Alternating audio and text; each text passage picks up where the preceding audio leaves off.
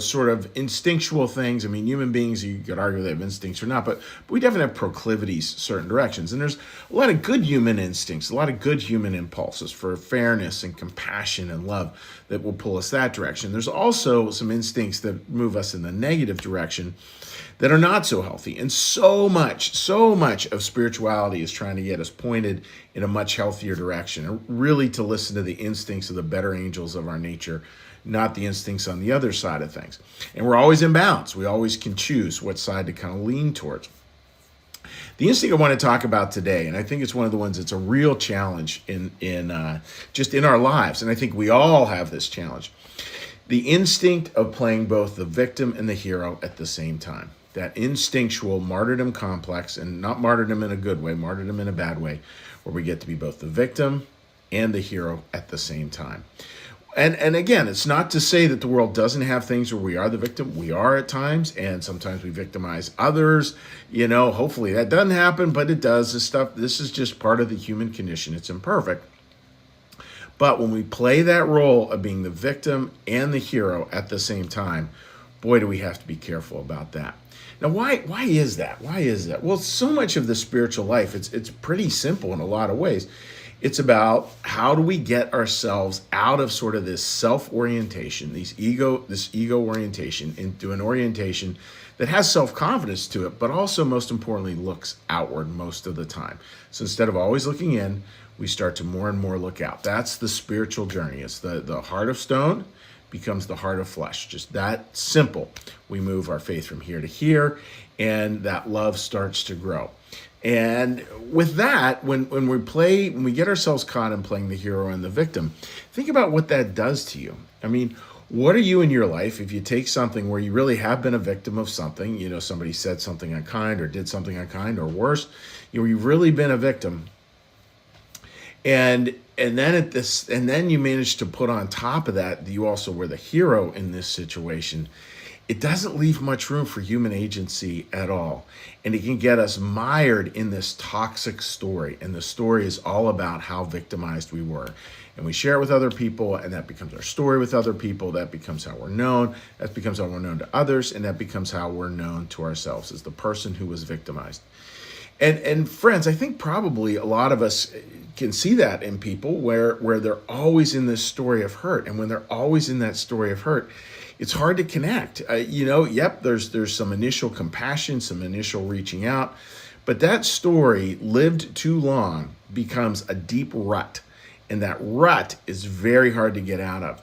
And then when the ego comes in and not only says you were a victim, but says you were a hero at the same time, it becomes nearly impossible, because our ego is constantly getting stroked by this idea of look how much I've put up with. Look how much I've put up with in my life. Aren't I great for all that I've put up with? And again, in personal relationships, all I've put up with about you. And that's just not a healthy place to be.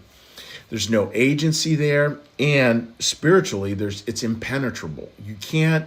Somebody who's really living into that, it's impossible to be any form of self-reflection. It's impenetrable. It's a full narrative that we can't get through. And what we've done then is the big biblical warning starts right from the beginning. Tree of the knowledge of good and evil, that tree you will not eat from, if you're familiar with the Bible. And now all of a sudden, we're determining good and evil all the time, and we're eating from that tree, so to speak, which God says, don't do that. And God's not saying there isn't good and evil, or we shouldn't think about what's good and what's evil. I mean, that's the whole point of this little sharing this morning. But it's the idea that we are the final determinants of it all, that our opinion is what matters, and we can decide from that position of being both the hero and the victim at the same time exactly how the rest of the world works and who's in and who's out. That's a very dangerous place to be. So how do we move out of that? Well, there's so many. Any number of the spiritual practices. One I was thinking of this morning, just because I thought it was just a beautiful idea. It's just the practice of contentment. The practice of contentment. This is life. And I was thinking with contentment, how might we hold those things where we really were the victim, where we really were hurt by someone else? How could we hold those? Well, one way to do this practice of contentment is to just visualize this. Let's take a little breath. Visualize a beautiful running stream. And in that stream, you have this rock. and we see the water kind of pulling around the rock, moving around the rock, moving over the rock, creating eddies around the rock. If you think of that rock as the thing that's really hard, right? And it is. It's like we don't serve anything by saying, look, that rock isn't there, that rock never happened. No, the rock's there. But what we can start to see with this practice of contentment is notice the way the water has moved around it. Notice the way life has moved around it. Notice this thing that was so hard was not the final stopping of the flow of life, that life continued to flow and continued to move and continued to embrace and continued doing its thing. Now, does it leave a mark on the water? Absolutely. You're able to see it right there. Like, yeah, it's there. And so again, like, not Pollyannish saying nothing happened here, nothing to see, folks. No, something happened, but life has continued to move around it. That's the practice of contentment, when we see life moving around the challenges in life.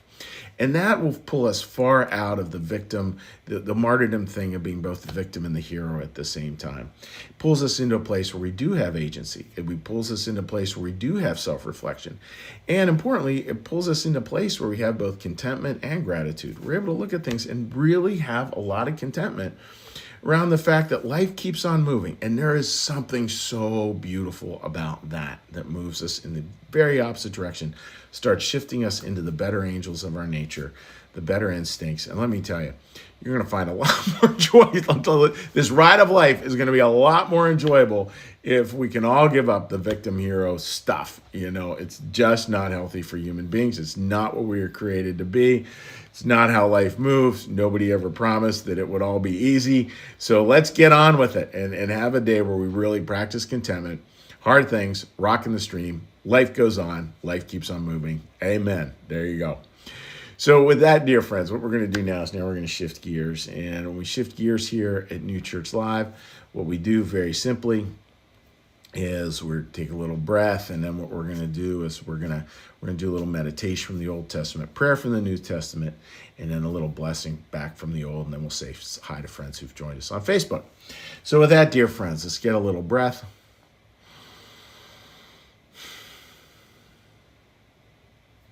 Meditation. Be still and know that I am God. Be still and know that I am. Be still and know that I. Be still and know that. Be still and know. Be still and. Be still. Be.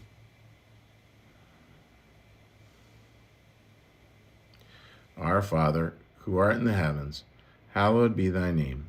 Thy kingdom come, thy will be done, as in heaven, so upon the earth. Give us this day our daily bread, and forgive us our debts, as we also forgive our debtors. And lead us not into temptation, but deliver us from evil. For thine is the kingdom, and the power, and the glory forever. Amen. May the Lord bless you and keep you. May the Lord make his face to shine upon you and be gracious unto you. May the Lord lift up his countenance upon you, bring you peace, and bring you home. Amen.